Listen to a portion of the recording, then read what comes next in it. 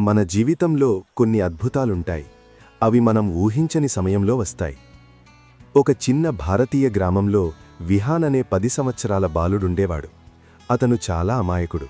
నక్షత్రాలు చూడటం, ప్రకృతిని ఆస్వాదించడం అతనికి చాలా ఇష్టం. ప్రతిరోజూ సాయంత్రం పొలాల దగ్గరికి వెళ్లి ఆకాశం వైపు చూసి కలలు కనేవాడు. ఒకరోజు రాత్రి చంద్రకాంతి వెలుగులో పొలంలో నడుస్తూ ఉండగా మట్టిలో పాతిపడిన ఒక పాత బంగారు దీపం అతనికి కనిపించింది. ఆశ్చర్యంతో దాన్ని తీసి శుభ్రం చేశాడు. అంతే, ఆ దీపం ఒక్కసారిగా ప్రకాశించింది. ఆ వెలుగులో నుంచి ఒక చిన్న బంగారు పరిచేతి బయటకురొచ్చింది. విహాన్, నీ మనసు మంచిదైతే నీ కోరిక నెరవేరుతుంది అని మృదువుగా చెప్పింది. విహాన్ కొంచెం ఆలోచించాడు. తన కోసమేమీ అడగలేదు. అతను చేతులు జోడించి చెప్పాడు, మా గ్రామానికి నీళ్లు కావాలి, రైతుల పంటలు పండాలి. ఆ మాటలు వినగానే ఆకాశం మారిపోయింది. మేఘాలు కమ్ముకున్నాయి. గాలి మెల్లగా వీచింది. మొదటి వానబొట్టు నేలపై పడింది. కొద్ది క్షణాల్లో మృదువైన వాన కురిసింది.